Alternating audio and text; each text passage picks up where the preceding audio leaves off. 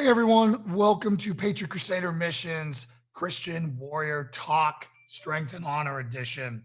It is Friday, and I just did a sound check. Chris, Strength and honor. strength and honor, brother. So, Strength and honor. Strength and honor. Strength and honor. Strength and honor. Strength and honor. Strength and honor. so I understand you guys can hear me. Do I have audio? Go ahead. Do I have audio? Can you Yes, hear you me? do. Okay. You do. Okay, great. All right, so if you guys can hear Chris, let me know. We're doing this without headsets. Since you guys rarely call in, I figured, what the heck? Let's just do this the old-fashioned way. So, happy Friday. I know that's a little bit hard to say under the given circumstances, but here we are. We're here. It's Friday, and we got to find the good news in this. So, Lauren says, "Good to go." Lauren. Strength and honor. Strength and honor. Strength and honor. Chris. Strength and honor. Strength and honor. Strength and honor. Chris, welcome. Steve Rowley. Strength and honor. Strength and honor. Strength and honor. I'm gonna need a bigger cup. Yeah. So, wow, what a week we've had. For those of you who have been watching me during the week, doing the Bible study, I've been speaking out quite a bit about the conflict over in Ukraine and trying to counter a lot of the propaganda that's going on. Michelle. Strength and honor. Strength and honor. Strength and honor.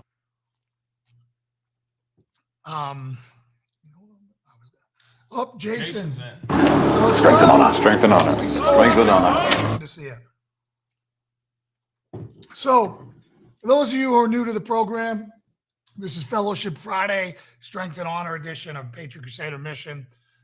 This is all about celebrating our victories, picking each other up off the ground from our failures, and again, just having some fun with brothers and sisters in Jesus Christ. So we're here. Both of us are partaking, somewhat in adult beverages. Chris is now switched. I've got one over there. He's got one over there, and he's got his Dr. Pepper. I've got some wine here. And the purpose of this night is to show you that life doesn't have to be miserable being a Christian. No. You can laugh It and you can shouldn't have be fun. miserable. Exactly. And too many, Jason Can's a team guy, a great guy. I used to work with him at the Billionaire Detail, we'll say. Okay. So anyways, life doesn't have to be joyless and dry and miserable like a lot of Christians make it. So we're here to model a good time, and to hang out as brothers and sisters in Christ, and even talk about some challenging things and try to bring some enlightenment. So this week during the Bible study, the first 10 to 20 minutes of each Bible study, I have been talking about the Ukraine war. We were talking a little bit beforehand. We got before we got on camera, just kind of catching Chris up on what we're about to talk. Now, a lot of you have heard it already. All right. So thank you, Lauren.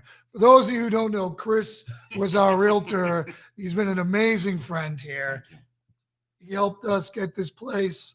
And this beautiful 44 acres, 10 minutes outside of Johnson City, which 10 minutes outside of a Trauma One center.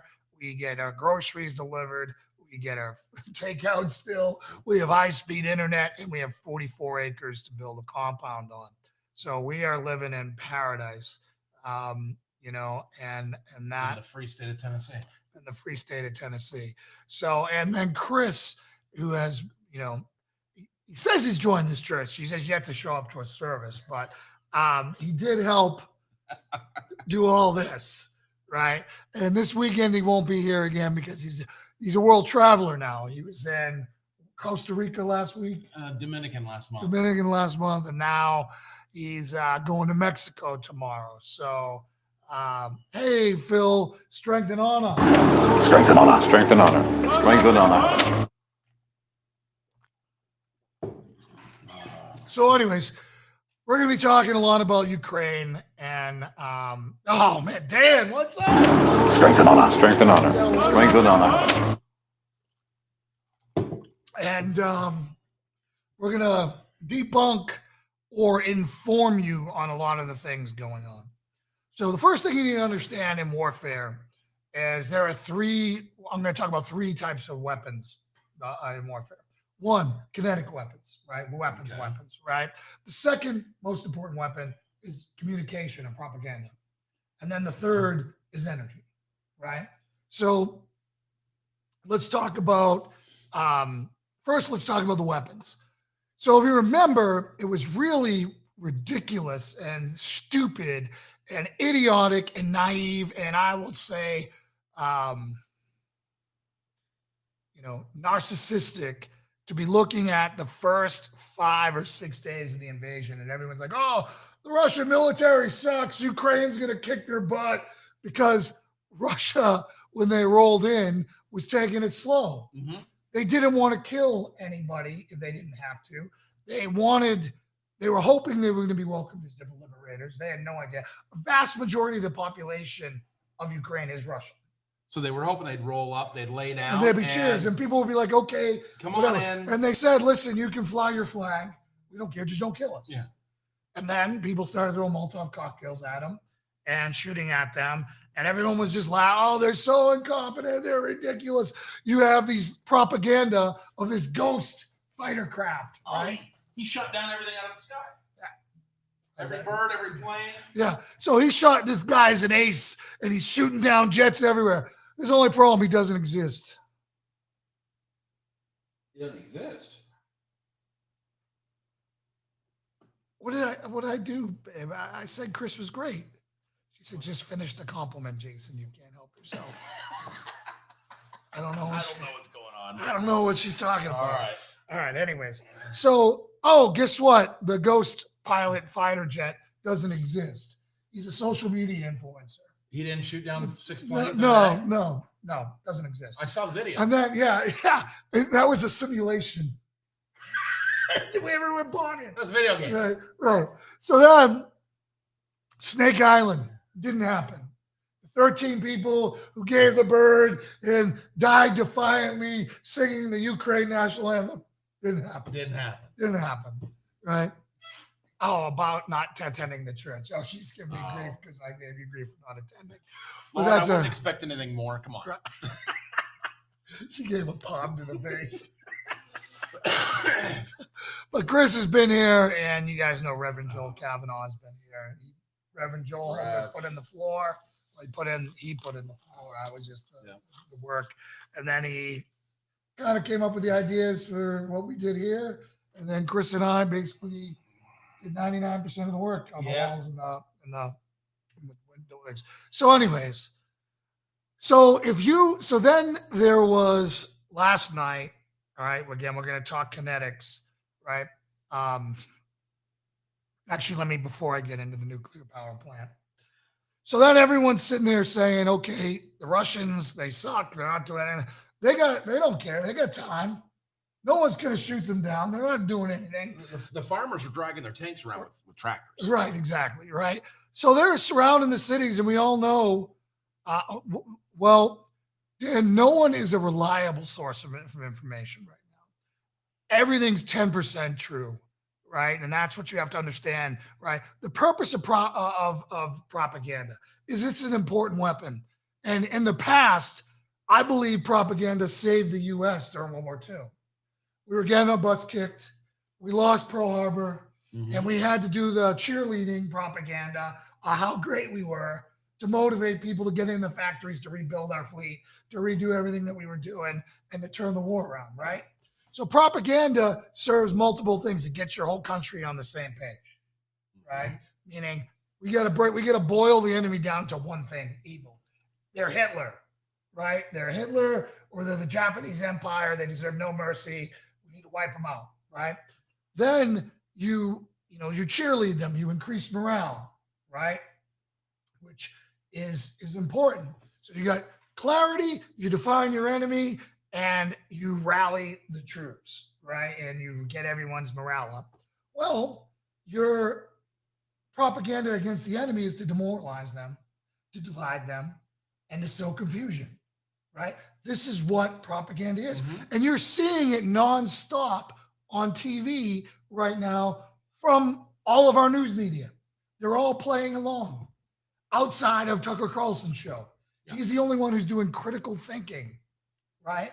So I saw today, and now Republicans have become as bad as the left. And I don't know all the details, but here's what I read. That a teacher in Virginia, a substitute teacher, was fired today and put on, was suspended for the rest of the year for saying pro-Russian comments. And his pro-Russian was saying basically that he understands why Putin did what he did. Like, if the thought police is coming you for that you can look at a chess match and sit there and say, I understand why he did that move and why he's doing that we're going to fire somebody for that they're now a traitor for understanding the logic behind Putin's movements. I mean, we're in a scary place. If that is happening, that is a very, very scary position. It's the official thought police now, right? Like, I hope Ukraine wins. I think the world would do better without Putin in it, right? That doesn't mean I'm going to check my mind out and just, oh yes, and be one of the sheeple. Yes, I'll wear 6 masks. So along with the propaganda, if we, as what we are supposed to be, a free nation with a First Amendment right, if we now control the sheep where we can't speak our mind, we're too afraid to say anything that we may be taken away. Yep. We're no different than China or Russia then. No. Right? So the deplatforming of people and all that. So information is the next thing that we're talking about, right?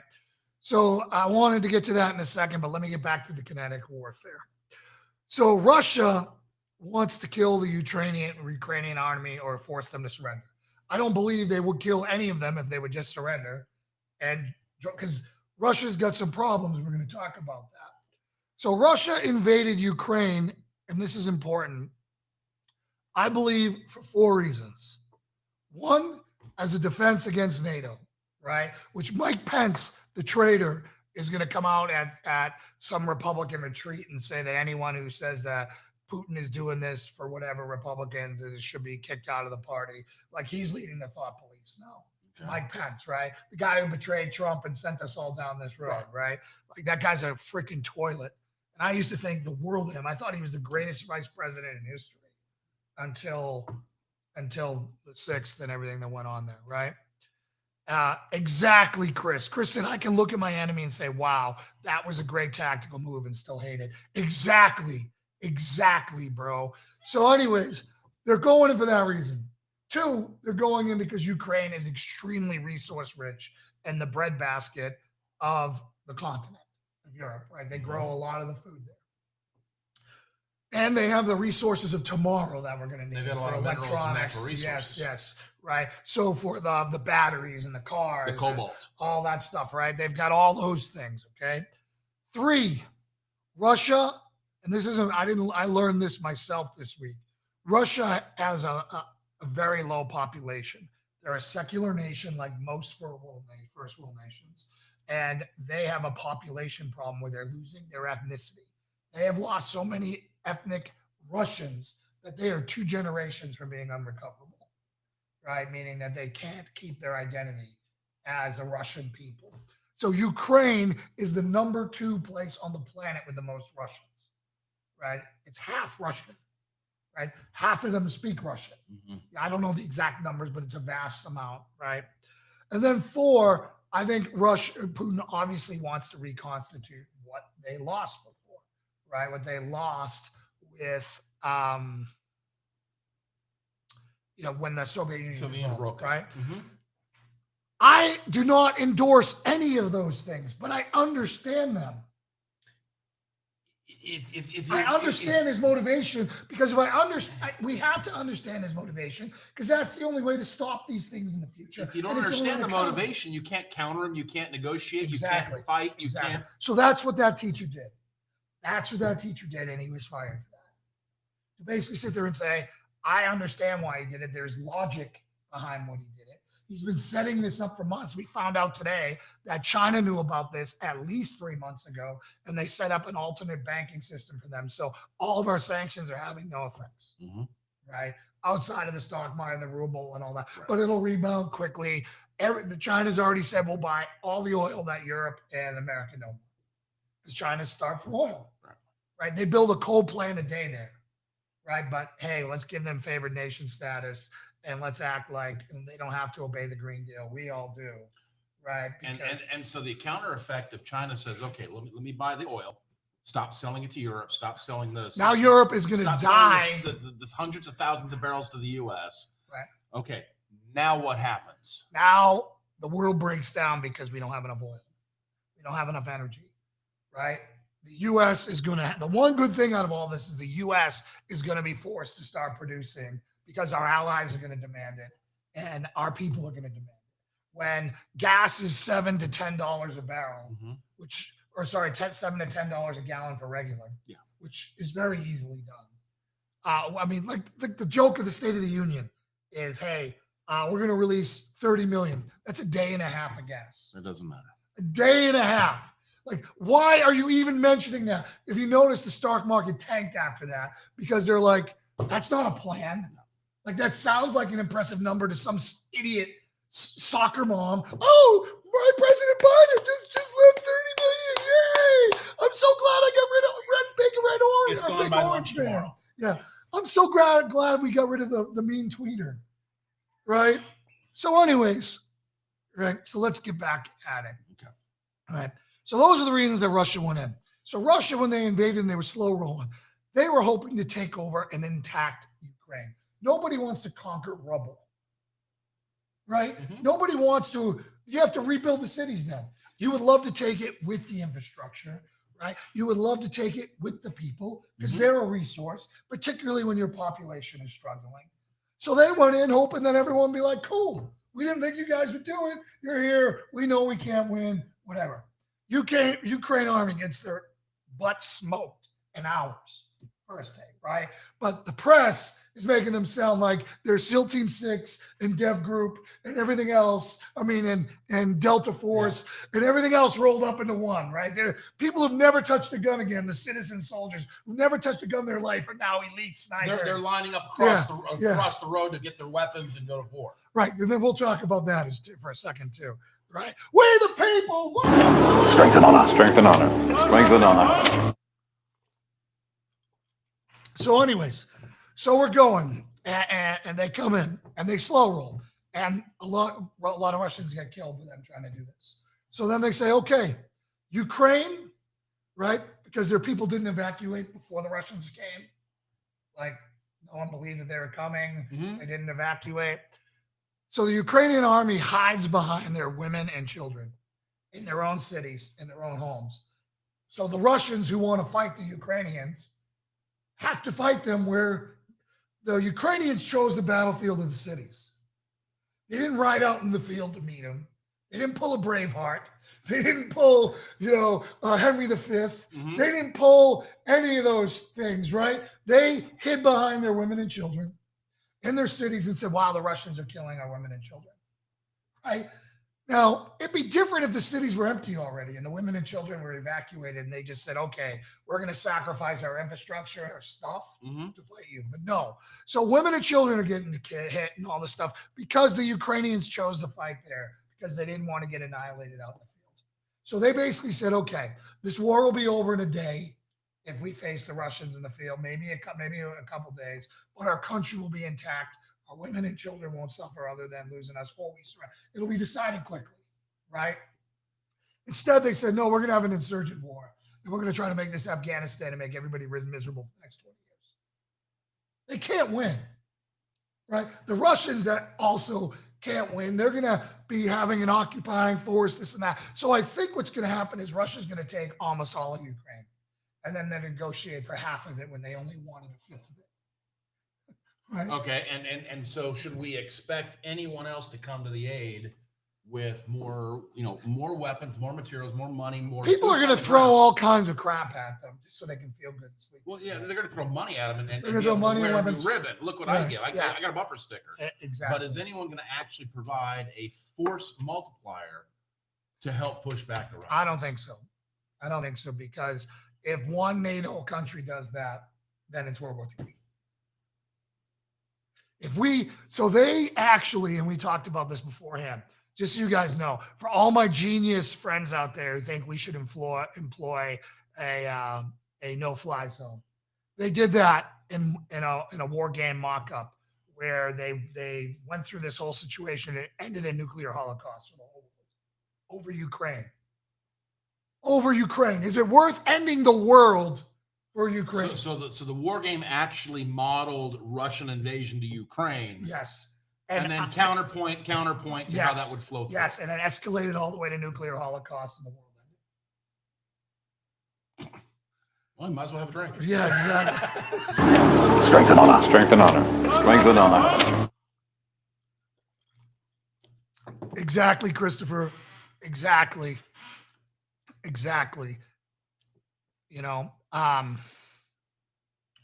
So anyway, so we talked about several parts of this, right? We talked about the kinetic warfare. Like, people are like, oh, the Russians are using such evil tactics, right?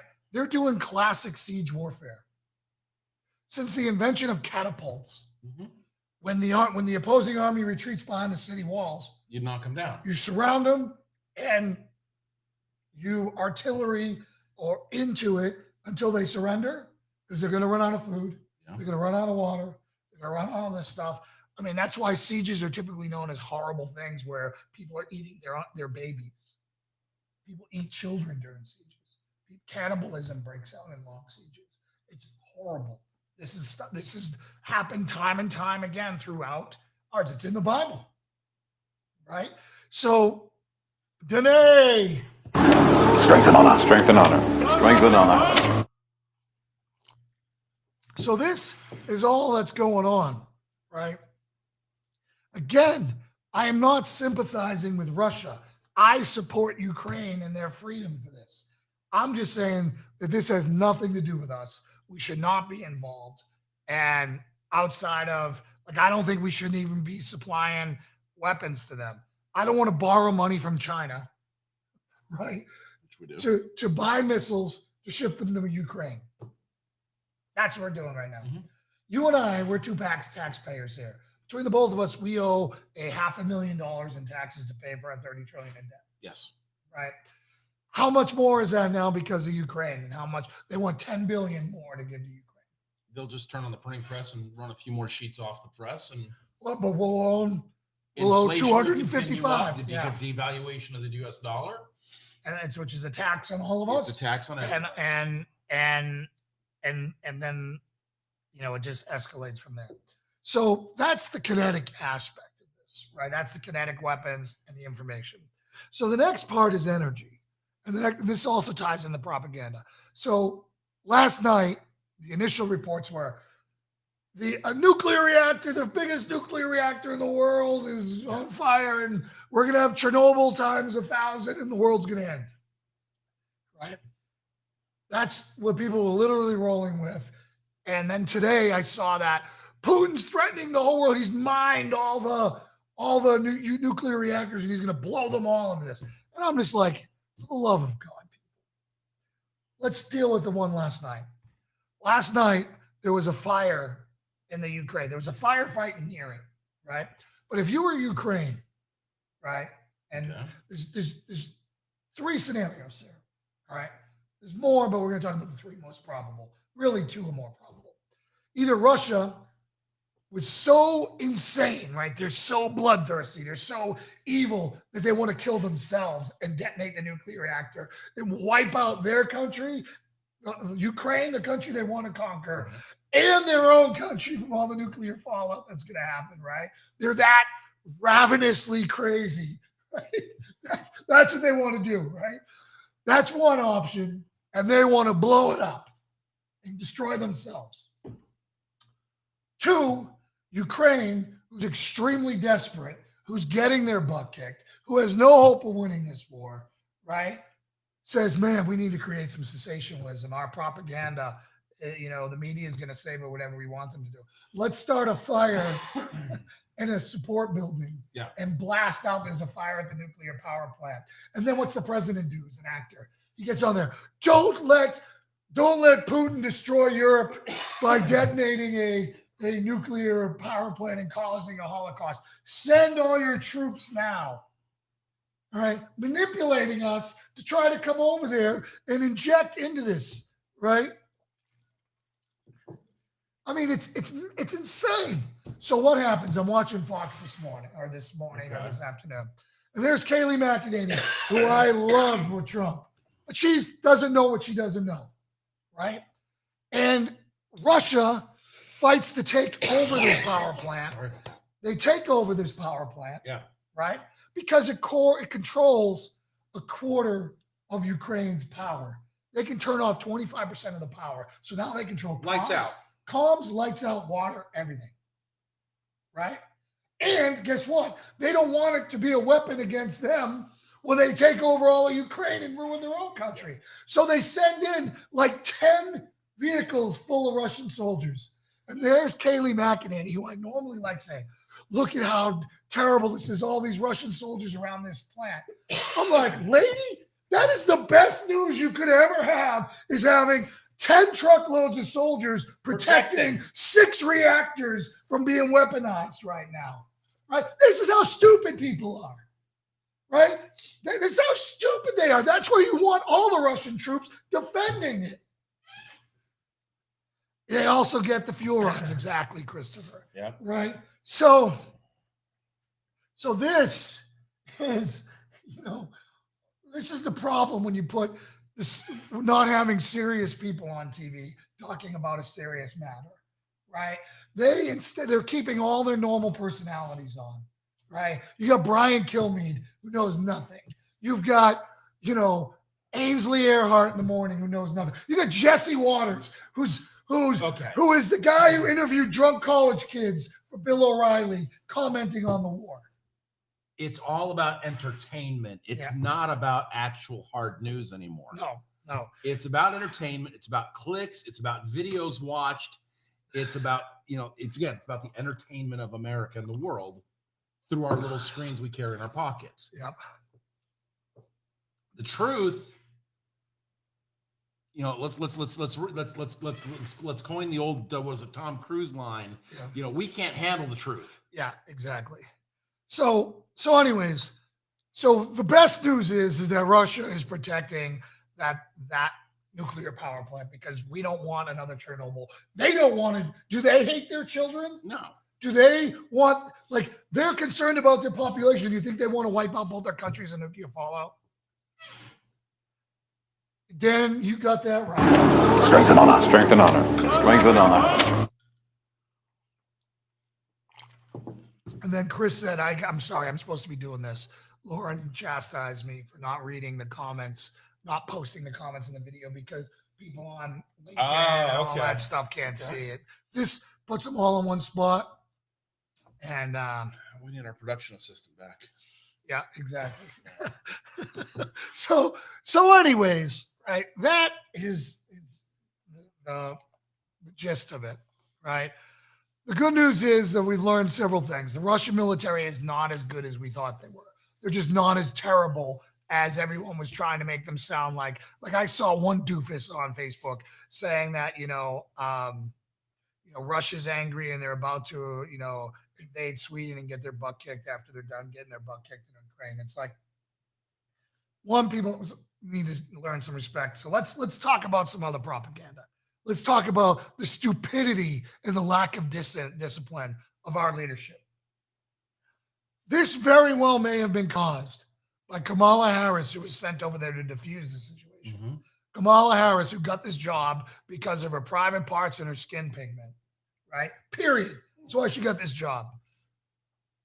She goes over there and basically says the equivalent of, hey, NATO will welcome you with wide open arms, Ukraine. right? And that was all Putin needed. Now, Putin planned this months ago, right? And for this eventuality, by setting up the banking system with China, by going through and doing all these things. In fact, China forced Putin to delay his invasion because he wanted to do it in the After the colder Olympics. weather, well, during the Olympics, when the weather was really China wanted it after the Olympics. Yeah, wanted after the Olympics. Now, don't forget Uncle Joe, who said, "Well, who gave China all this well, information?" Well, yeah, but he said, you know what? If Russia if they dip a toe into Ukraine, if it's a small invasion, Yeah, it's okay. yeah, exactly. So what is a small invasion? You Yeah. only take half the country? Yeah. So, anyways, right. So just understand that there is horrible stuff going on, right? There is horrible stuff. There are people dying right now. That's true. What is Chris that? at the bottom. Exactly. Especially somebody who's a dictator who has no one to answer to. If he wants to push that button, he can push that button. There's no second opinion. There's no Right? counterweight. It's not like here where people are going to be like, no. What Putin wants, Putin gets. Exactly. So, this is what we're dealing with, right, guys? Everyone's made Ukraine to be this holy of holy places. They did not deserve to be conquered. I support them, but there's been a war raging between Ukraine or a low intensity conflict being engaged in the east of there for the past 8 years. So as America, as Europe, as NATO, what position should we be taking in all of this? Should we just stand back and watch and have a cup of coffee, or how should we position? Humanitarian aid only. Other than that, let them roll. Let Ukraine handle the issue in house. It would force Ukraine to surrender immediately and be done with this. Save more lives. Save more lives. Right now, it's just going to destroy more cities, destroy more things, knock them back in the Stone Age. We have no perceived value of being involved in this. And they're going to be destroying structures that are irreplaceable. Yeah, exactly. They're destroying their culture, their history. They're killing people. They displaced millions of people. I mean, it's horrible, right? And by saying that, by giving them the hope of, hey, we're going to arm you, we're going to do this, it would be, no, we're not going to do that. We'll support you. We'll treat you wounded. We'll take your refugees. We'll help you during this, but this is your gig. You're not an ally. You're not an ally. They're not our ally. I mean, they're an ally to the Bidens. They made them rich. They made Hillary Clinton rich. They made, the Romneys rich. They made the Pelosi's rich. God knows how many others I missed, right? But they're not our ally. They're not NATO. If they go into Poland, I'll be the first on the plane to go fight for Poland. Polish Grom are awesome. The Polish people are awesome. I love them. They're a part of NATO. Okay. That's the line, right? You go over this line, it's World War III. It's the end of the world, right? Okay. That's where you say to them, this other thing over here, I'm not really worried about it.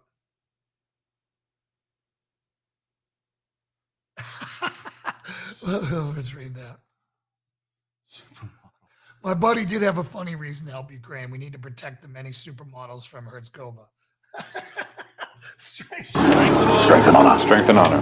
Strength and honor. So anyways, right? So this is the state we're in. This is understanding it. I have been on social media trying to correct my friends who are so run by emotion on this, right? They don't like that the world is unfair. Get over it. The world is unfair. Every day. We are 30 trillion in debt. Our military is the least capable ever right now, right? We got rid of all of our war fighters that we could. We purged all the ranks of our leaders of all the patriots we've had. And now we have a tank here. We have a sensitive and caring fighting force. Hold on. We need a gunner for this tank. Well, we have a black person, an Asian person. We have a female. What are we missing as a gunner? We need a transgender in there. Like, it's okay if you want to be diverse when you're serving ice cream. Okay? 31 flavors. Yeah. If you're serving ice cream, it's okay if you suck at your job. Right?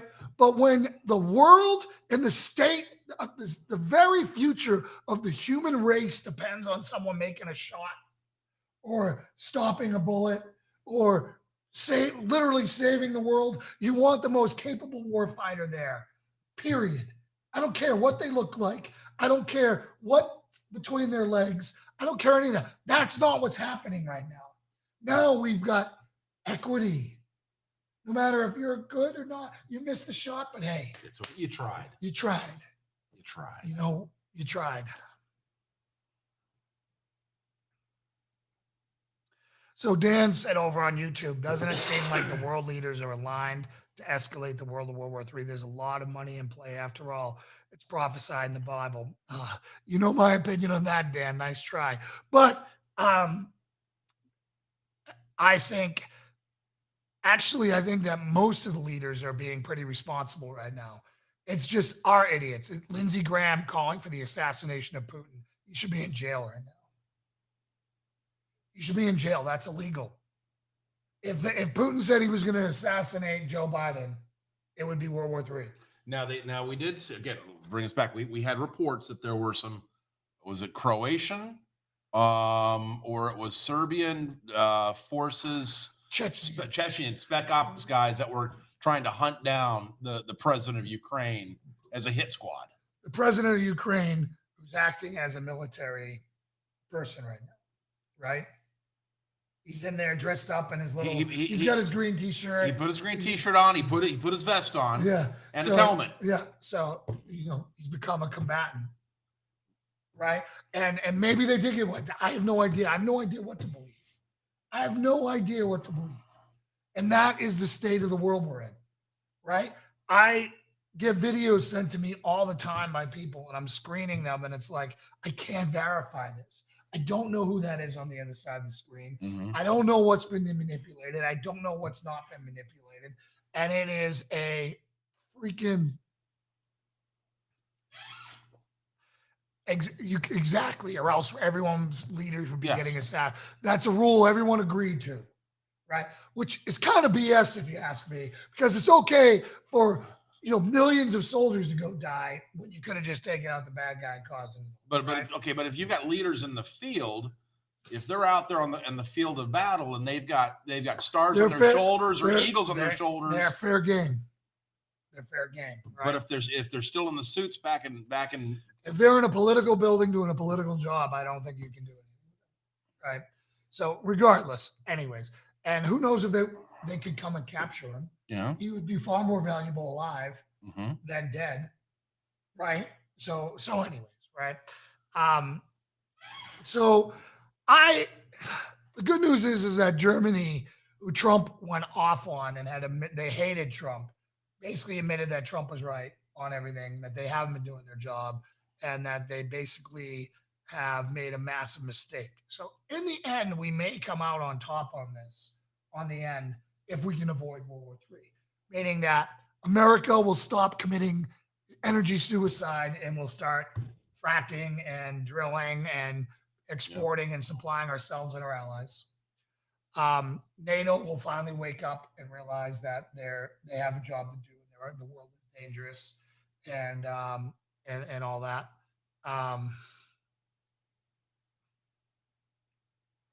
Yeah, exactly. Christmas said only we follow this, just like Christians follow the commandments. Exactly. So I think we could come out on top of this in the end if we can avoid the apocalypse. The key is avoiding the apocalypse, and people going over there and talking about, no-fly zones, and Sean Hannity asking for our spec ops to go over there with an A-10 Warthog and take out the 40-mile convoy. Yeah, the second we do anything kinetic or anything like that, cyber is going to hit us, and our grid is going to get crushed. Our grid is going to get crushed. Our economy, which is teetering, is going to get crushed. All of our lives are going to get way harder, right? And we have to decide, is Ukraine worth that? Is Ukraine worth your daughter's lives? No. Is Ukraine worth my daughter's lives? No. No, if we were in trouble tomorrow, Ukraine was not coming. Is it worth this? Is it worth the safety and future of the United States? No. Not at all. So we the people said he paid $4.05 today for regular gas out here in PA.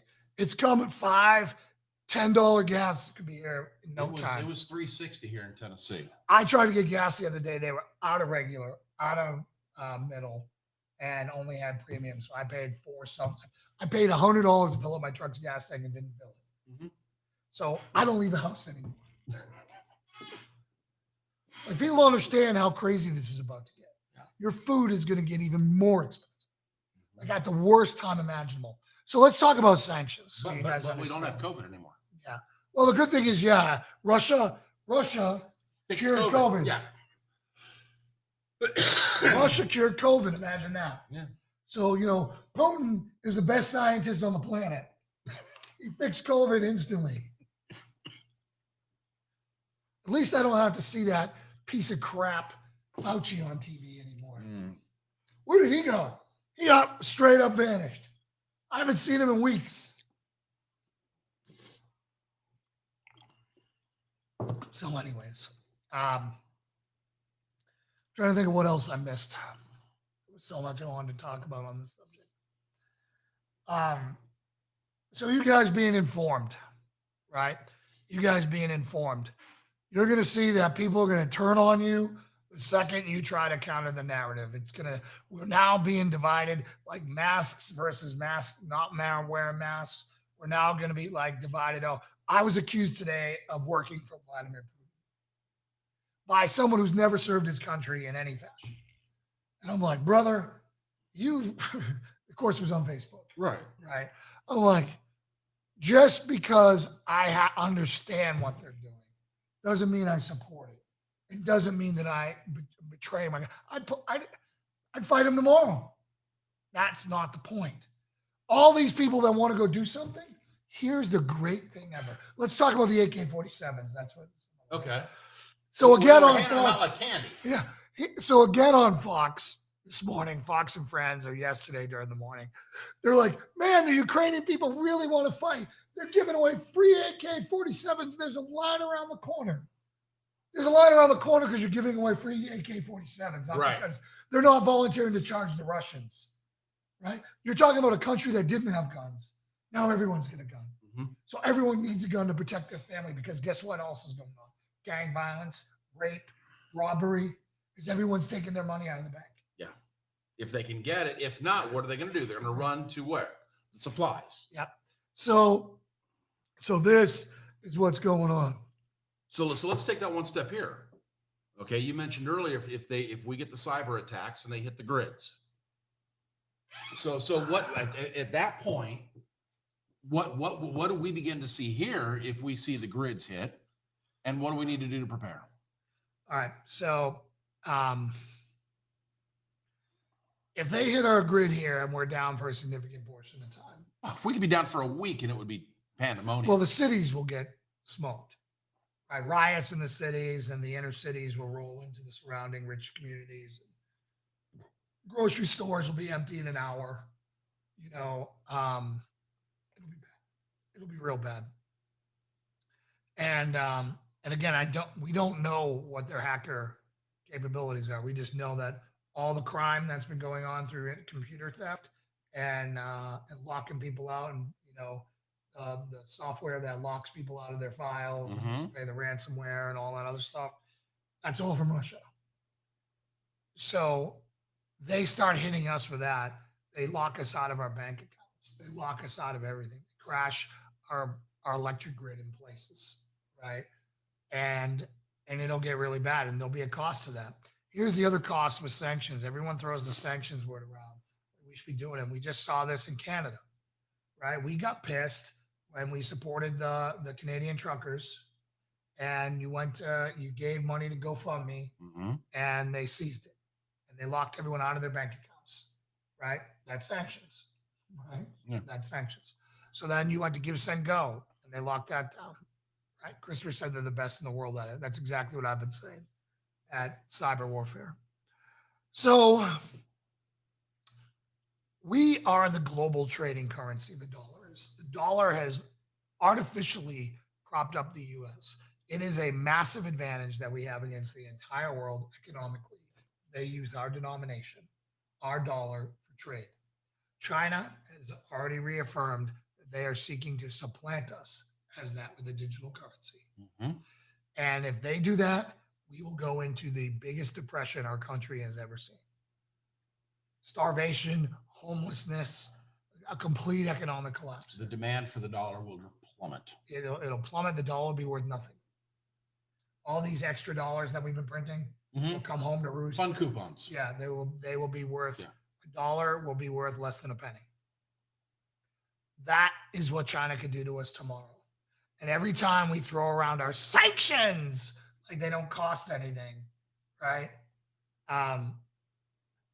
The world is only going to tolerate us throwing our weight around in that for so long before they say, okay, no, we're done. And China holds a lot of our debt. You know, they own most of our politicians, right? We just ceased a program that was anti-corporate espionage against China.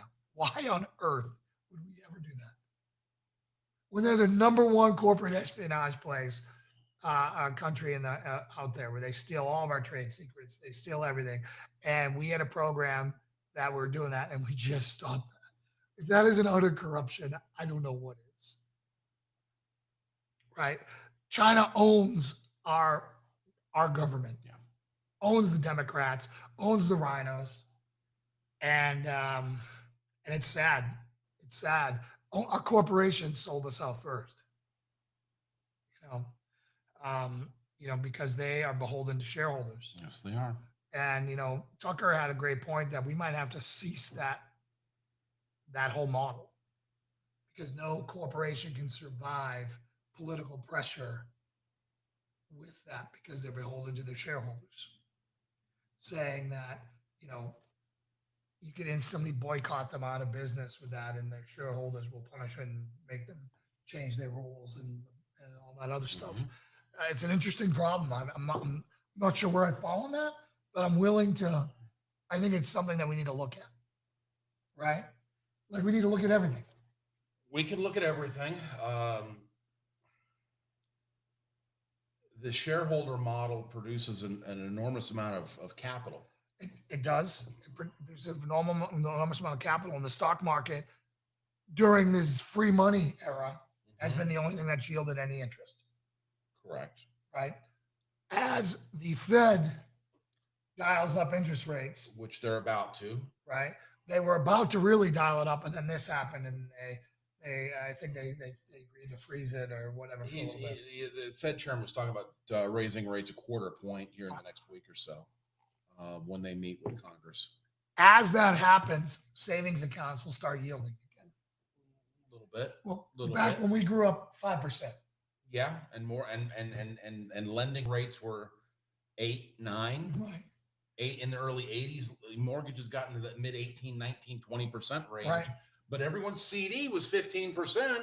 Right. Not a good year. Not a good time. Right. So, wherever the happy balance is on that, it shouldn't be free money. We can't do this. We can't keep it the way it is. So here we go. We got some stuff here from Christopher.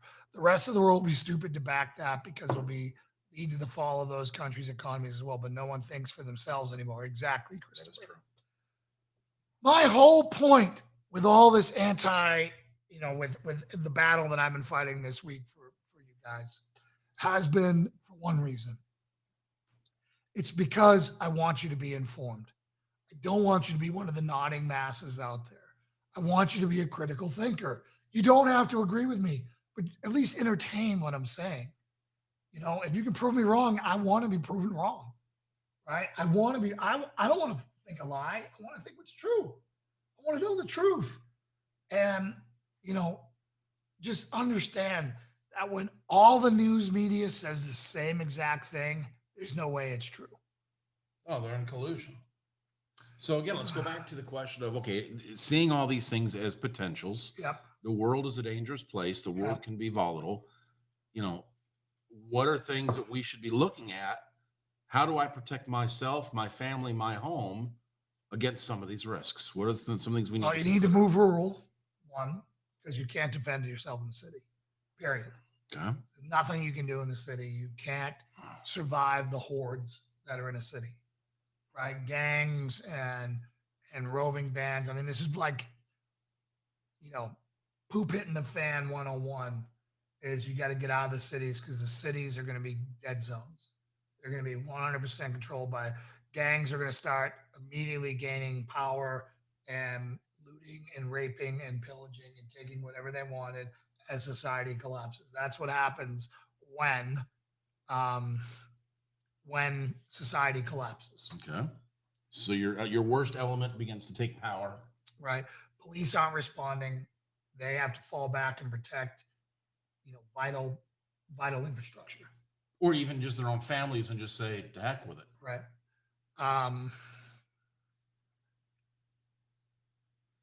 Yes, moving to a red state makes you infinitely safer as long as you're moving rural. If you live in Texas and this whole thing collapses, And you're in Dallas. you're in the OK corral. I tell my friend, he lives in Fresno, and I tell him, I'm like, dude, you live in one of these neighborhoods where there's a house stacked on a house, stacked on a house. I mean, just in his section of Dallas, I think there's over 1 million people. That trucks have to bring in infinite amount of food to that place just to feed that area, right? It's not self-sustained. You want to get to a location that's self-sustained, which is what we did here. Yeah, just look at Seattle. Exactly. So you want to get someplace where they don't need to be like New York City and bring in 10,000 trucks a day. I'm exaggerating, I think. I don't know how many trucks a day have to go into New York City to fill the grocery stores. Every day. Yeah, most of us never see. It's thousands. Yeah. It's thousands, right? So if they shut down, they'll starve. Right? Nobody grows anything in New York City, right? So getting out of the cities is the most important. Being in a blue state, if you're the only armed person in a rural blue state, you might be able to hold out as long as you get like-minded other armed people with you. But the best place to be is going to be where other preppers are, where other people who share your values are. Other people have prepared, right? They may have excess salt and you have extra grain and you trade salt for grain. Like we're growing potatoes here. Potatoes are very dense in calories, right? I grow that and my neighbor grows corn. You support each other. Exactly. Right. So that is part of it. But the main thing is getting around, no matter where you live, is getting around 10 or 20 families that are responsible. Start with 10 that are responsible, meaning they're not a family that's bringing 30 mouths to feed and no one has any skill and nobody has any supplies to the table. You got to get with an alliance of 10 families together where everyone acknowledges that they have to bring enough food to support themselves. They have to bring skills. They have to do something, be valuable in some way to support them. And then you got to pick where you're going. Is it your neighbor's cul-de-sac or your friend's cul-de-sac? Is it your cul-de-sac? Is it here where we have 44 acres? Where is it? Right. And start doing that. The other thing is you need to have bullets and you need to have a weapon, multiple weapons. Multiple calibers. You need to be able to have a weapon that can fire almost any caliber because, obviously people who are carrying hybrid rounds and carrying 10 mil, like there's no 10 mil out there. If you got a gun that only shoots 10 mil and things hit the fan, you're going to need no supply. You need to get a 9 mil or a 45 or a 40. So you want to carry a firearm where ammunition is common and more plentiful. Exactly. And that's why a 308, because there's hunting rounds everywhere. The 5.56. Well, 5.56 is an AR platform. Right. That's another common platform that a lot of people will have. Right. So getting something like that versus getting a hybrid sniper round is not going to really do you all that good. Right. You need to start growing stuff. You need to start acquiring skills that are valuable, like how to grow stuff, like how to take care of animals, like how to make soap. Like think about stuff you need. How to make toothpaste. Right? How to things some of our grandparents knew how to do. How to jar, how to can. all these things, and start acquiring the equipment for them, right? And, and start, instead of, buying a Louis Vuitton purse, maybe you should take up canning, right? And get yourself like the stove we have in our basement. Yeah.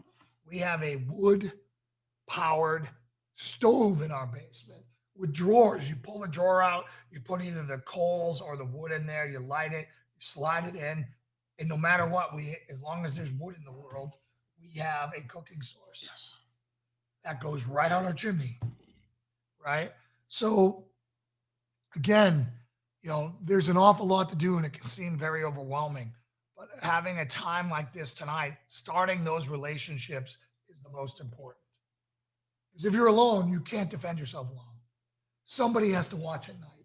Because if we have 10 cows out here and there are people starving, they're coming after your cows. they're coming for your cows. So guess what?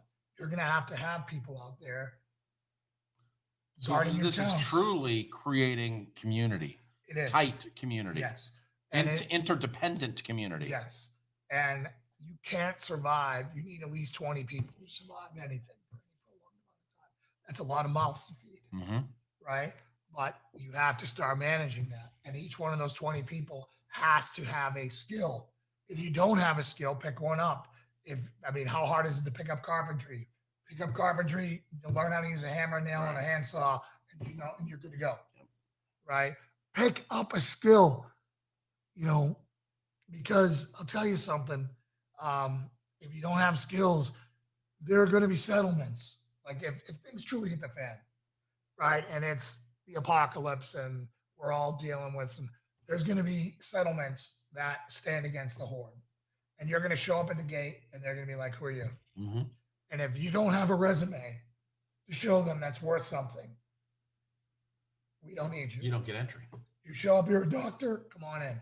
You show up, you're a pharmacist, come on in. You're a farmer, you're a builder, you're a right.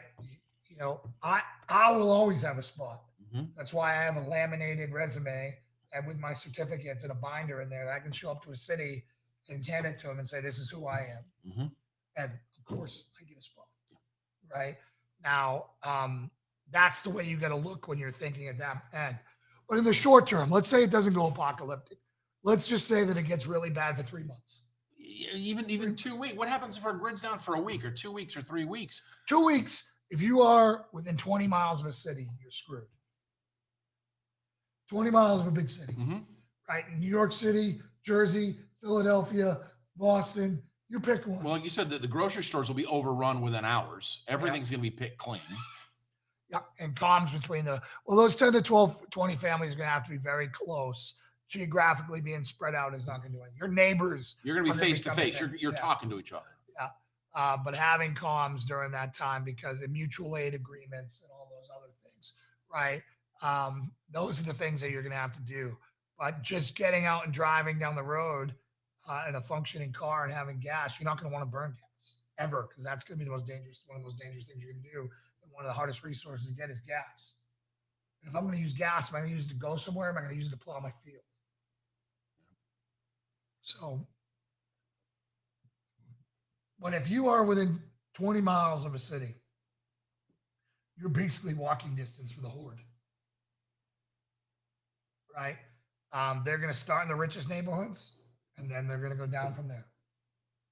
And you may think you're a tough guy and you can hold out on your own. Bad things are happening. Oh, of course, man. Of course. That's one good thing about Tennessee. There's no shortage of water here. Right. Yeah, that's absolutely right. Yeah. Water and fuel. So getting your 100-gallon, your 500-gallon fuel, but buying 500 gallons worth of fuel right now. Woo, woo, woo. Well, and how are you going to store that? Well, they have tanks that you can put in there. That's what farmers have. Their Yep. fuel tanks. But the rest of us, how much can you have and where you going, right? I mean, if you leave your house, you're opening your house up to looting. Because you're no longer there. You're no longer there. You can't be anywhere. So you just have to understand that the security you counted on before is gone.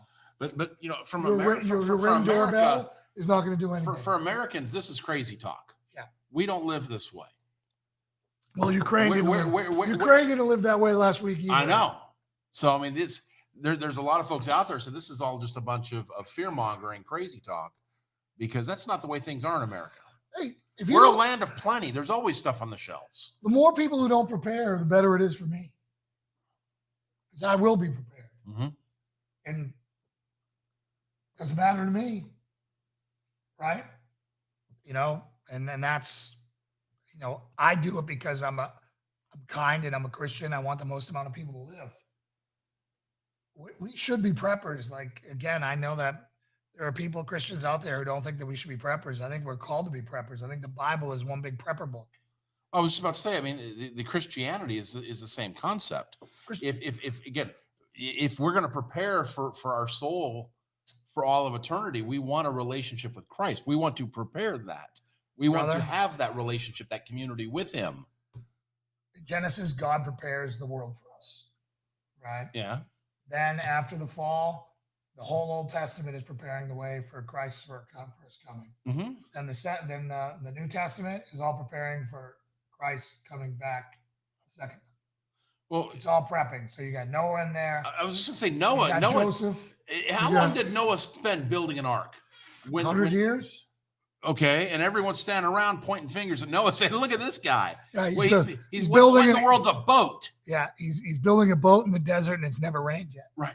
So everyone's looking at him thinking, "You're nuts." And that's that's why people, you know, once COVID hit, everyone who thought preppers were crazy is all of a sudden like, "Whoa, no, we're the stupid ones. Yeah. We're the sheeple. We're the ones going to the store and buying bales of toilet paper because we didn't prepare." I bought my toilet paper months before. You know when I bought my masks? When Fauci told me not to buy them. Mm-hmm. Yeah. You know, I mean, I had bought in some because I think I was the first in the nation to call it airborne. And I mean, I said that to a Fortune 100 or Fortune 200 company. They thought I was crazy. Here I am, right? So yeah, well, the great thing is that, you know, I'm a firm believer in hand pumps for wells. Mm-hmm. Like, there's no reason in Tennessee where the water table's so low where you can literally. Because if it's all electric. Well, you can do solar pumps. But my point, Yeah. I mean, but if you're just worrying on the power grid, you may not be able to have it. Yeah, the negative speaker should not care what I do, is what Chris said. Yeah. So, you know, the main thing is getting somewhere that is not going to be destroyed by the have-nots.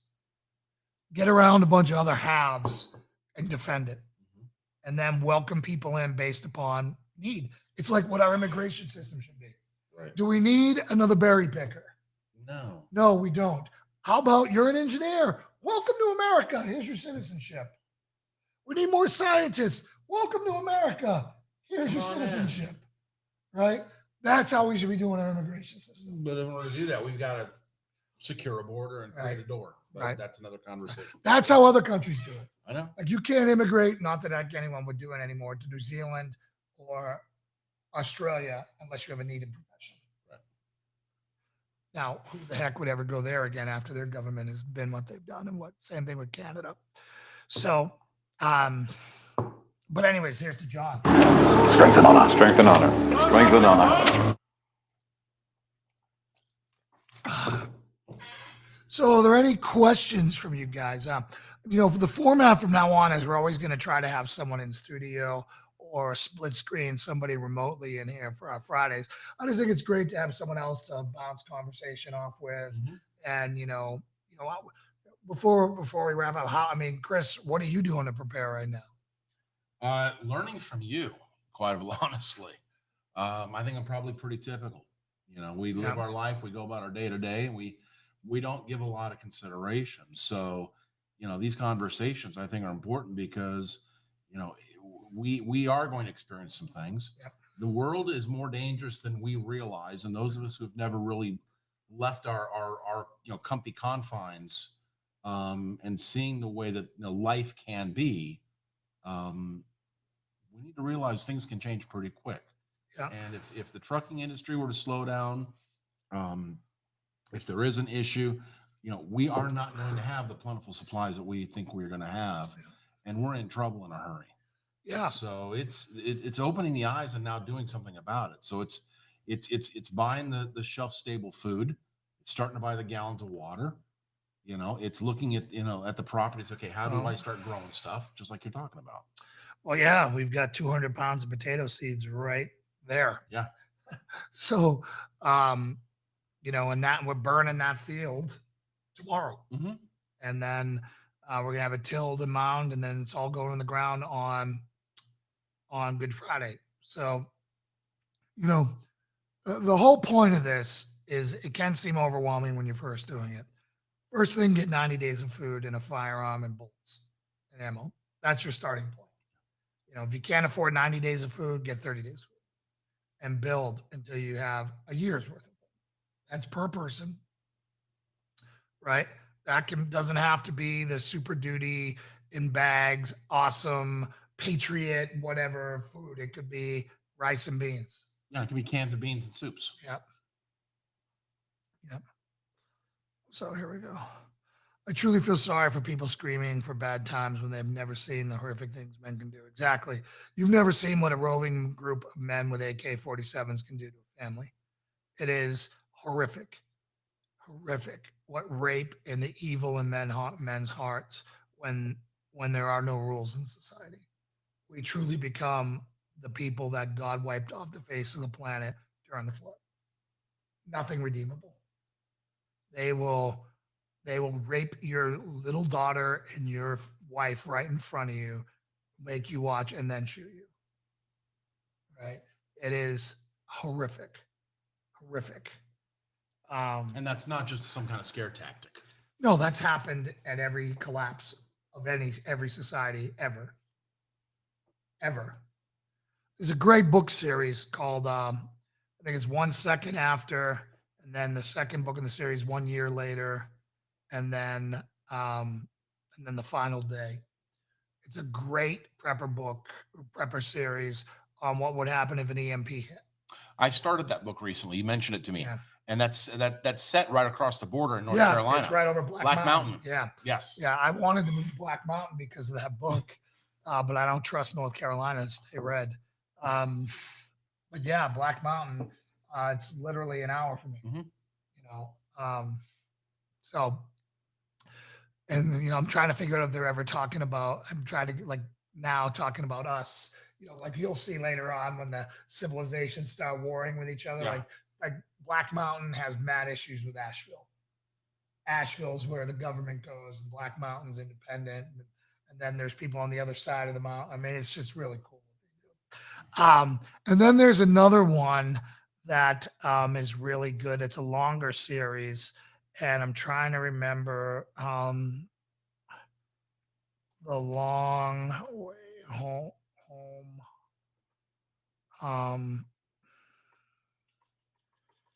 Prepper books series. Let's see here. Best survival prepper books. Fiction books, a complete list. All right, here we go. Let's see if I can fire it. I mean, it's really good. I listen to the audiobooks. I pick stuff up in these, it was really, really, really good. I'm trying to remember it. The first one's like the walk home.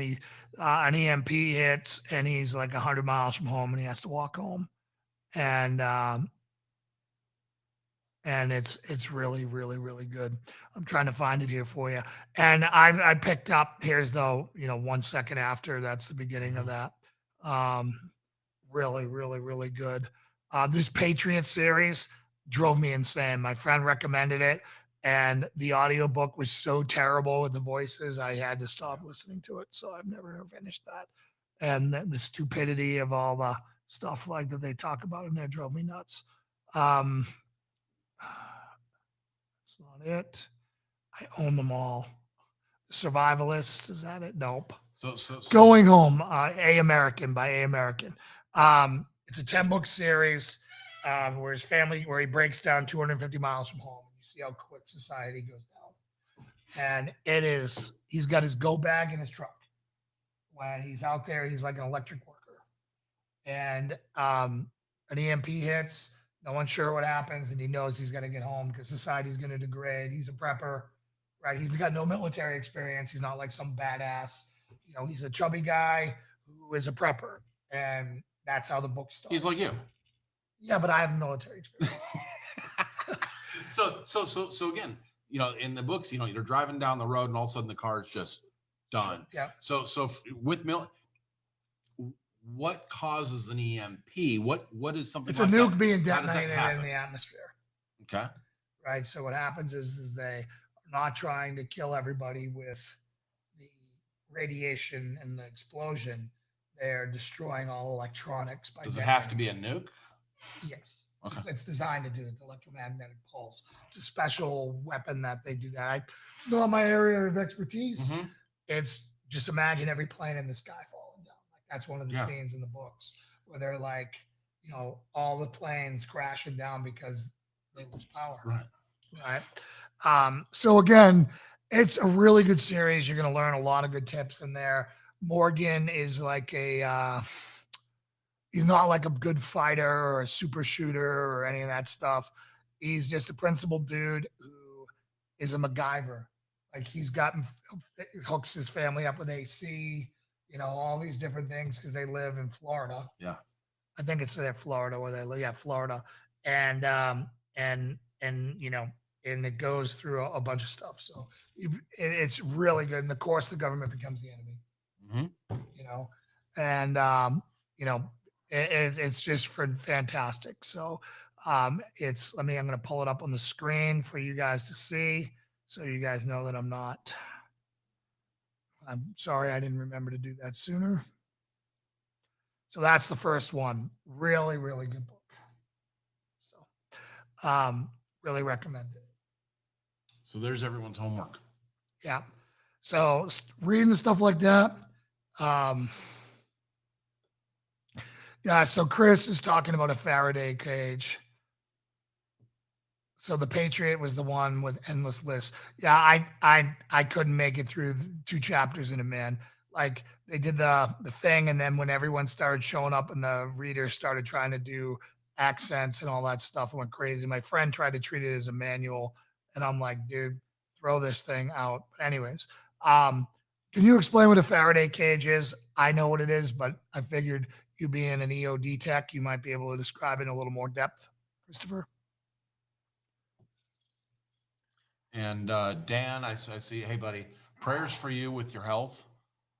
Looks like you've gone through some treatment, buddy. And we can certainly let's raise a glass and Dan Where and you seeing? Dan DeGroat right there, Yeah. right there.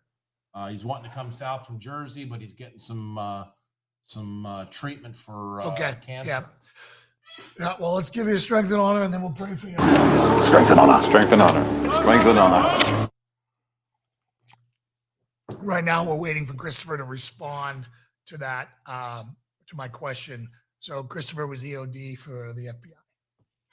Okay. So, and he's my cousin through marriage.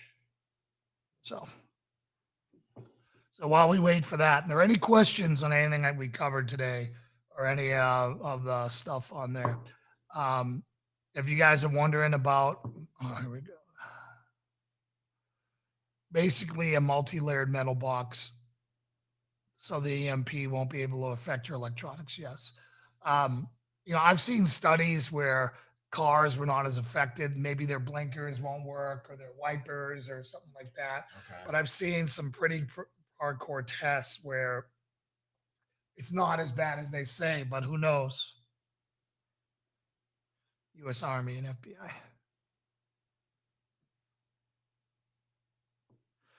Well, great, Carla. Thank you for asking that. And yes, we are a Christian channel. So let me pull this up for you. And then I'm going to have to unclick it when I get to the ... Since this is Christian programming, may have missed it. But what is the potential of Jesus coming back before all this all of this that you talk about. Most people don't have the ability to check out and go rural and going to be right in the thick.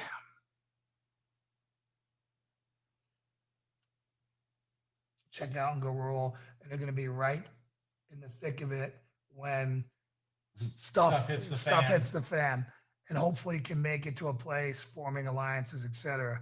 But that won't be immediate. So Carla, it is a Christian channel, and I think one of the biggest, like, I am not a premillennial, and I do not believe in a premillennial. Uh, you know, I don't believe in a rapture, pre-tribulation rapture. So I think that pre-tribulation rapture people have done so much damage to the faith. I don't think your salvation is based upon this. Like, meaning, if you believe in pre-trib rapture and I don't, you're not going to hell, or I'm not going to hell.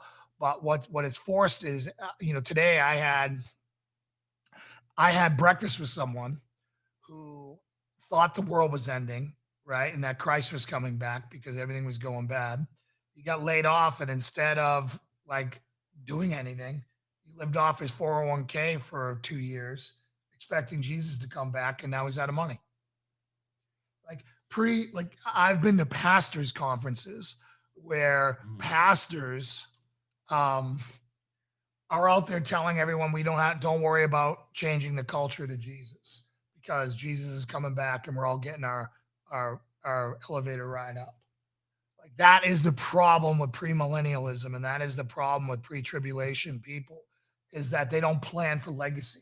We don't know if Jesus is coming tomorrow or in 1,000 years, No. right? Everyone's crying about how bad it is now. Life today is still better than life was in the 1800s or the 1700s or the 1600s or the 1500s or the 1300s or the 1400s or the 1300s or any other time. Right. There's less murder now. There's less starving. There's less suffering. There's more godlessness, right?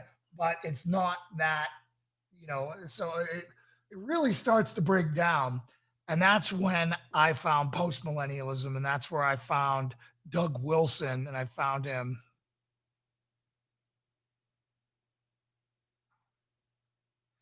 So heavenly minded, no earthly good. I get it. Yeah. So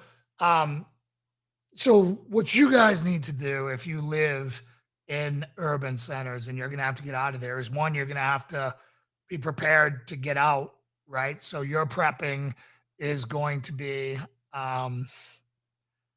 getting your vehicle, having routes to get out, having a go bag, being able to leave on a flash notice, having things packed that you can take with you, and start finding, or yourself. Okay, Carlos. So yourself. And then start vacationing places where you think you'd be good to do that, and start making relationships, right? Start forming relationships with people that you can count on it. Well, there you go. Single mom 14s. Yep. So you got 4 workers. That's great. Start forming relationships, start finding a community that you'll be able to plug into, and they're going to give you to-do items. Like if you don't have a skill and you don't have any of this stuff, which I'm not sure you probably do, like sewing is a skill. Absolutely. Cooking is a skill. If you're a doctor, skill. You could be a mechanic. That's a skill, right? So again, acquiring skills and having a working crew with 4 teens is a pretty cool thing. But is there opportunity for You are Carla? 100% right. Post millennials are optimists, which is what I am. Prior service RN, great. So you have a definite skill. Carla, we need a lot more nurses down here. Yep. My wife's an RN down here. So I don't know where in the country you are today. But I also have, I've got five kids of my own. I'll tell you what, life down here in the South is beautiful. It's wonderful. You got great people and there's opportunities. So don't be afraid to relocate. Here's one thing, and I was going to do a show on this because our most viewed video, which is like 60,000 views or whatever, which is nothing for everyone else. It's huge for us. was where conservatives, Christian conservatives should move in 2021 and beyond. Well, having been here a year, I have a lot of feedback on what life is like in Tennessee, and I still recommend it. But there is definitely some things that I've learned that would help some people who are coming down here. Southern people are friendly to your face. They are very, very friendly. But I haven't been invited to one cookout. I haven't been invited to anything. The people I hang out with are transplants here. I'm about as friendly as it gets. But none of the locals here ever reach out. So you're going to have to form your own community when you get down here. You're not going to be able to plug into one unless you find like-minded transplants like yourself who have nothing, who by necessity have forged them. From Nashville to OKC. Thanks for the feedback. OKC, what's OKC? Oklahoma City. Oklahoma City, okay. Relocated from Nashville. I'm going to Nashville next week. Okay. So,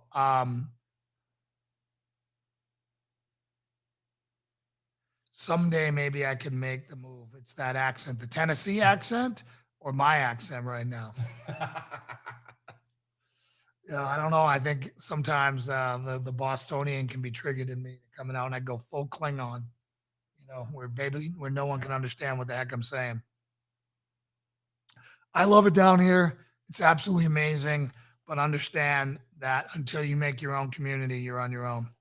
People are going to be really nice, really polite. They'll talk to you.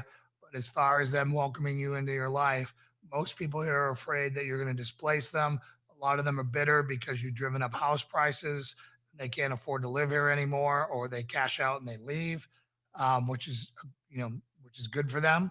But as far as wages have not caught up here to the home prices yet, because most people who move here are working remotely and they don't have to deal with the job market here. Yeah, we've got a lot of remote workers and retirees that have come in here, and it doesn't. It's the local wages, local employment. It's going to have a hard time keeping up with the cost of living in the housing market. Yeah. So Dan's asking you for some clarification on pre and post. So, yeah, it's really bad when I start talking to a Bostonian. I go all the way back to the Boston accent, and it's pretty bad. So we can we've done many shows on the pre and post millennial. Basically, it comes down to this. It all depends on when you think Jesus is coming back. A lot of your pre-millennials, it's 1:23, so I don't really want to get into this. This could be a whole another hour and a half. So why don't we do a show on pre and post millennials, on pre and post millennial, and millennial is the other one, and we can do it. It basically, I can tell you, I'll tell you what I believe. I believe that Christianity started as 12 people, 12 apostles, right?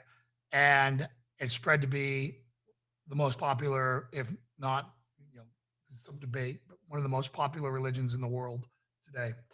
I believe that God doesn't fail, and that when Christ will come back once the church has done its job and brought and conquered the world with the gospel, brought every nation underfoot to be under the gospel.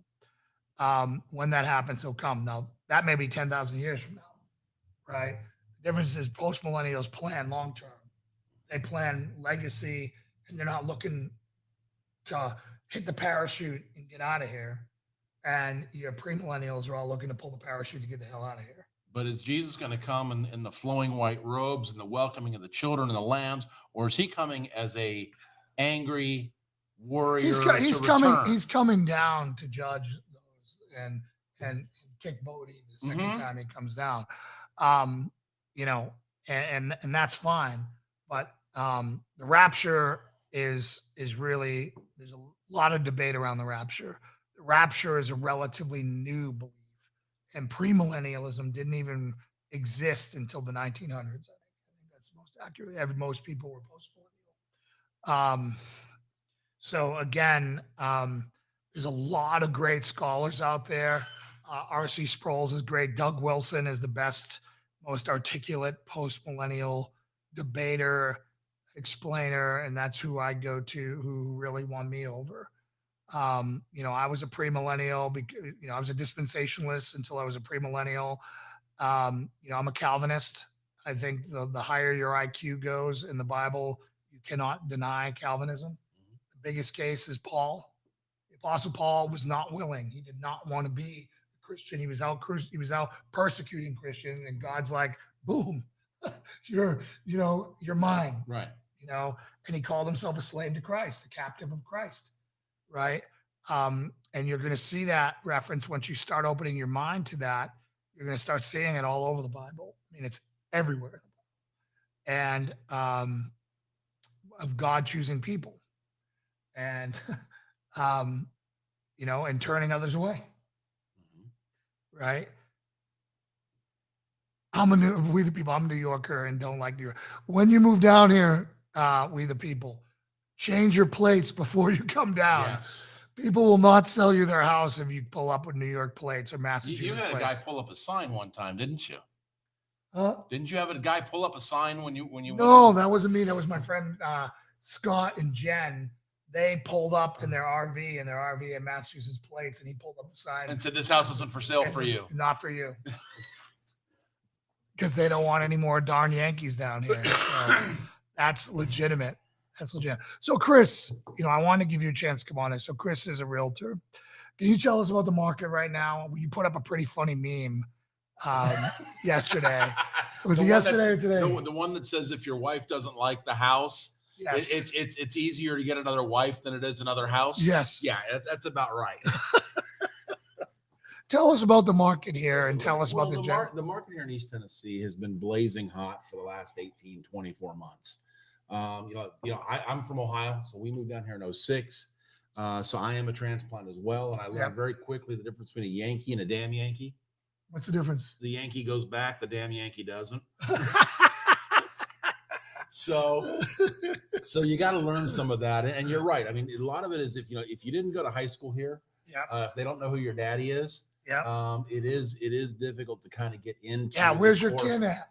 It's kind of tough to get inside the core fabric, but many of us who have relocated here call this home, and we love it. It's a beautiful place. I love it. I wouldn't live anywhere else. I won't. I'll never leave. Right. As far as real estate markets go, I mean, the problem is a couple things. One is after the 07, 08, 09 market correction, the tightening of the banks, the builders going out of business, we stopped building houses.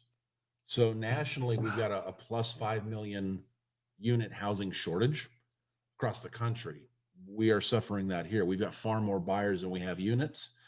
We've got less than a month of inventory currently on the market. And so, it's pushing prices up because it's basic supply. You've got far more demand than you've got supply. I've been telling people for over a year. Amazing. I've been telling people for 18 months to not delay because you're going to pay twice as much for the house. Like this house is worth what, 100 grand more? Easily at least. Yeah. And so, we are seeing prices go up, and it's simply because you've got a lot of folks moving in because they want the freedom the state offers. They want the rural life. They want all the things we're talking about is what people are wanting. The mountains, the waters, the lakes, and everyone's wanting, 5 acres and a cow. Yep. And so, this is a beautiful place to live, but it is extremely competitive. But there's opportunities, and we're building, so we just can't build them fast enough. Right. But if anyone wants to come down this way, the opportunity is available. Yeah. So I can't recommend it enough. We'd love to have you a part of our community. We have 44 acres that we're doing a lot with here. We're not subdividing it. We're not adding 5-acre lots to it or any other stuff. We are building a farm and a church community here and a training ground. So, we are going to get chickens when I get back from Nashville next week. We're getting chicks. We're going to get 20 because we're raising meat birds as well. Okay. We're also getting grass-fed cows. So we're going to put up some barbed wire fencing, and we've got probably 15 to 20 acres of field We're probably going to make 3 to 5 acre sections. Yep, where you And can rotate the them. cows so that the grass gets extra full. They stomp out the weeds and eat the grass. Um, so we're going to do that. I don't know how many cows we're going to be able to get. I've heard it's I don't know, 2 acres per cow or 1 acre per cow. I don't really know. This is all new to me. And we're looking at mini cows, like they have these miniature cows, and miniature cows like 500 pounds. Yeah. Right. They're great meat cows and grass-fed cows, and they reach maturity, and they, all that stuff. So, but I would love to have a sustainable herd. Mm-hmm. And we're going to do that. And then we've got 2,000 pounds of potatoes going in the ground.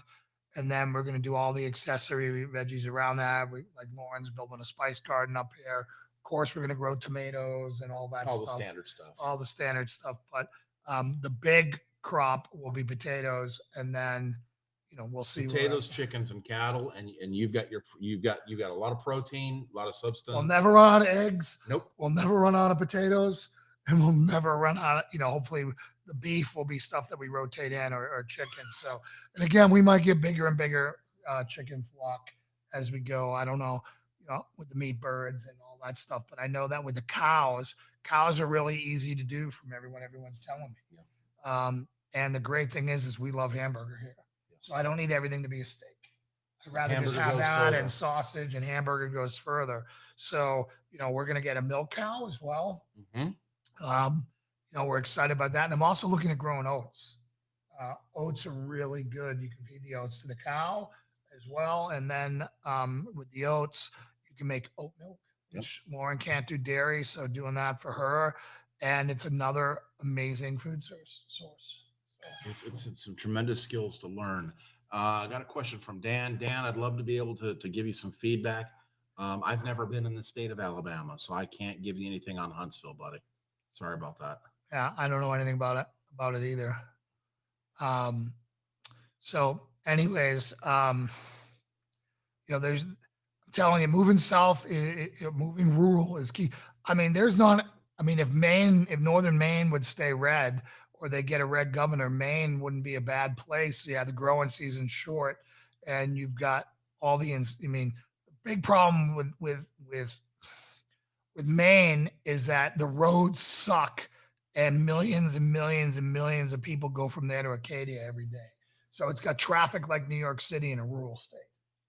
Like I've never even hit my brakes in Tennessee. Like I've never been in traffic here. Like none. No, we don't have traffic here. Right. It's beautiful. Yeah. It's like beautiful. Right. So I don't think I'd ever go back to that. When you do go back and you're in the traffic, it will really mess you up. You will be very frustrated. Yeah. Because you've lost getting used to it. Yeah. You're like, how much time do you spend staring at somebody else's bumper? Yeah. Like here, everything's 20 minutes away. Mm-hmm. 20 minutes, I can be anywhere I need to be. I get what I need. I got what I got, and I go home. Right. Right. Because home is great. Home is a shooting range. Home is four-wheeling. Home is, everything. And home is where I have a lot of work to do. So. But we've also, we've also got all the living things you need down here. We've got all the shopping, all the restaurants, all the normal stuff, but we just don't have the massive population. And you've got. Johnson City is actually way bigger than it looks. Yeah. Right. Like Charlottesville is a small city, mm-hmm. but Charlottesville looks bigger than Johnson City because it's all in like 10 block radius. Johnson City's so spread out here. Johnson City, I think we're now up to 77,000 as far as population of Johnson City itself. Right. So again, I look at that as, that's slightly more than the student body population of Ohio State. Right. So it's in comparison, it's not a lot. That scares me, Chris, if Huntsville has more PhDs than Cappy than anywhere in the country. That means you're going to have a bunch of liberal elite there. Yeah. And where there's liberals, life sucks. Let's just say that. It might be cute. It may be whatever. It's going to be cutesy with all the little things. They're still going to make you wear masks. Like Jonesboro. We had people come down and visit for Jonesboro, and one of the restaurants there wouldn't let them in without a mask. And I'm like, that's why you don't move to Jonesboro. Jonesboro is full of liberals. It's the only place where you'll see a BLM sign. Stayed overnight in Bristol, Tennessee. last year. Bristol is nice. Yes. Bristol is nice. There's a lot of cool, like, I mean, that's where Bass Pro Shops is. That's where basically everything is right up there. I mean, you get the Motor Speedway. There's some rural parts of it. You know, I love the 26 corridor.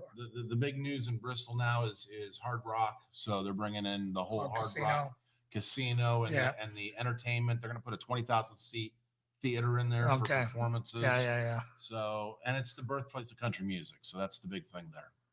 Yeah. Of course, Christopher. And wherever there's PhDs, you have a bunch of snobby people who have no idea what they're talking about. They know something really well in theory. Well, you do know what PhD means. No. Piled higher and deeper. Yeah.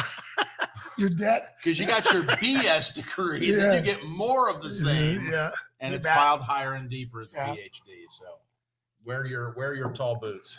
So I love the 26 corridor between Johnson City and Asheville. Yeah. Particularly there's plenty. I think there's a lot of room for growth in Irwin, and out that way.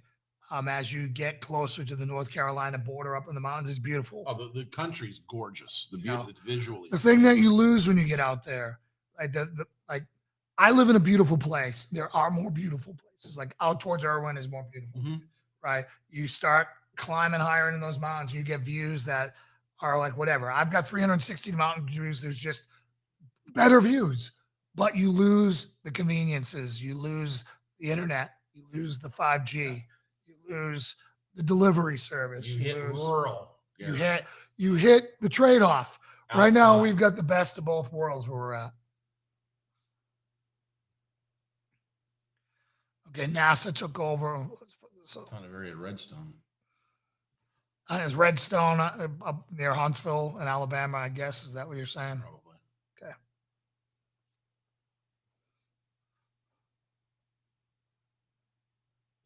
Okay. Huntsville's a place. Danae, are they conservative or liberal? Because I know you have your family has got some diversity in politics.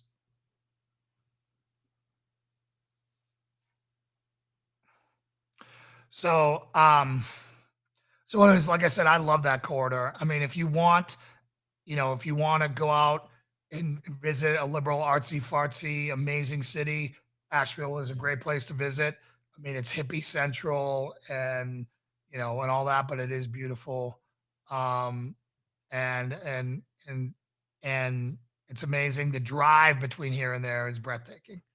It's an hour drive and 30 minutes of it are jaw dropping.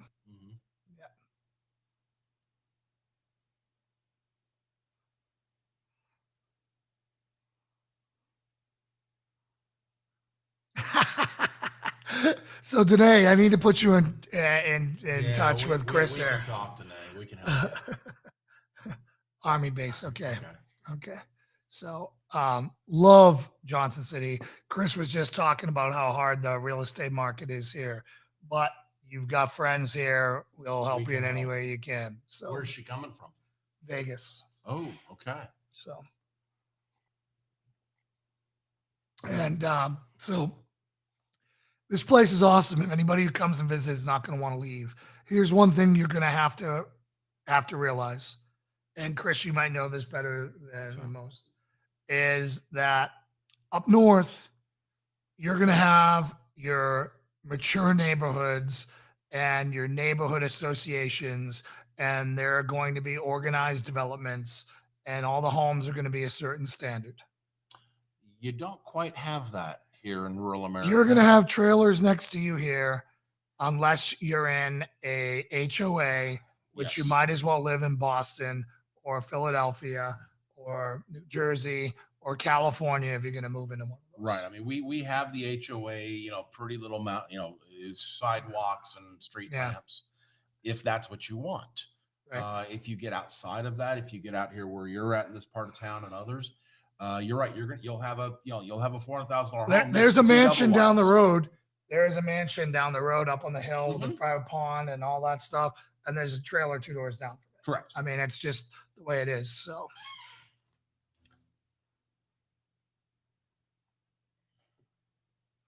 I didn't call them jerks, Danae, so please don't. I hope you weren't offended by that.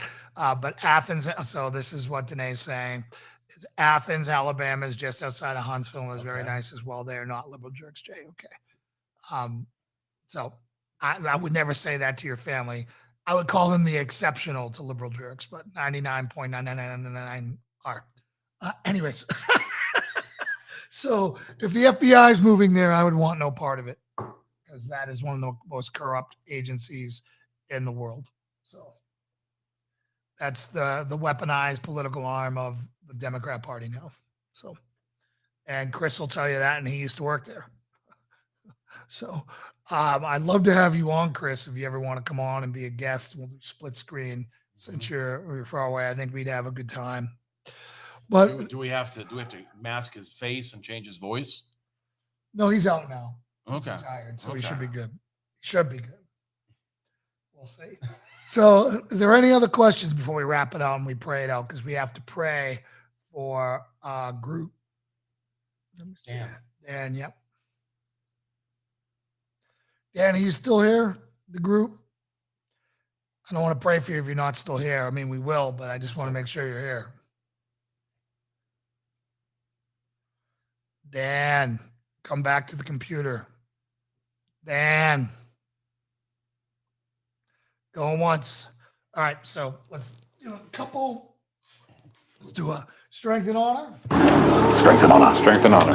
Strength and Making it through honor. this show. All right, Dan's here. Good. Thanks for being here, everybody. All right, let's pray this out, everyone. Dear Heavenly Father, Lord, we come to you now so thankful. Thankful for this time of fellowship with all of the chaos going on in the world and all of the war and the uncertainty coming together in times like this of fellowship to celebrate what we have and to celebrate the good things in life is so important. Gratitude for all of our blessings grounds us in you. Lord, right now we come to you on the behalf of Dan. We pray a prayer of intercession and healing for his cancer, and that you are the great healer, Lord. We ask that you send your Holy Spirit to go down into him and start getting rid of those cells and give the doctors the knowledge and the nurses and all the techs all the abilities they need to help him have a good result, Lord. Lord, I also pray for peace in Europe. I pray for the people of Ukraine. I pray for the people of Russia who are suffering persecution right now. I pray for everyone over there that Jesus would fill their hearts and they would see a brother and a sister instead of an enemy. Lord, I pray for clarity.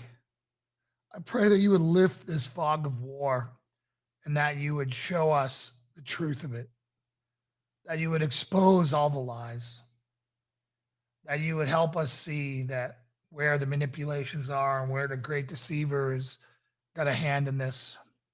Lord, get rid of the spirit of anger that we all seem to have. We're all so quick and ready to argue with one another and fight with one another. Lord, remove that. Help us find what we have in common and make that common your truth. There is only one truth, and it's your truth, and it's you. Help us see that, Lord. So I also pray a prayer of protection for our troops overseas, our first responders at home, and patriots fighting for freedom all around the world, particularly here in the U.S., Canada, Australia, and other places. And I pray all these things in Jesus' name. Amen. Amen. So, Hey, Jason, no problem. Yeah. they're all seeing these gigantic mugs. Yes. All right. By the way, this thing is big enough to, yeah, you can almost move into it. How does somebody get one of these? They're just going to tell me they want one. So I think I pay $17 or $18 total to have one delivered. So I think we're going to be charging $25 or so Okay. for them. That's a lot for a coffee mug, I know, but at the same, we have to make money on them. Well, heck, Make it and worth where it. else can they buy any other logo gear or Yeah. make a contribution to Sure. the church? So right here, thank you, Chris. If you want to support our church, you can support it in the show right here on our website, patriotcrusadermission.org. It's tax deductible. We are a church 501c3. And if you want to buy our swag, you can go right there at patriotcrusadermission.org/shop. These shirts are only available in person, and these are only in person. But since you guys watch this show and you support it, if you want one of the green shirts or one of the coyote ones that are like this, and you want one of these cups, I'll get you one. So just because you guys are family. So God bless you all, and we'll see you Sunday for service. It's going to be a good one. Strength and honor. Strength and honor. Strength and honor. Strength and honor. Strength and honor.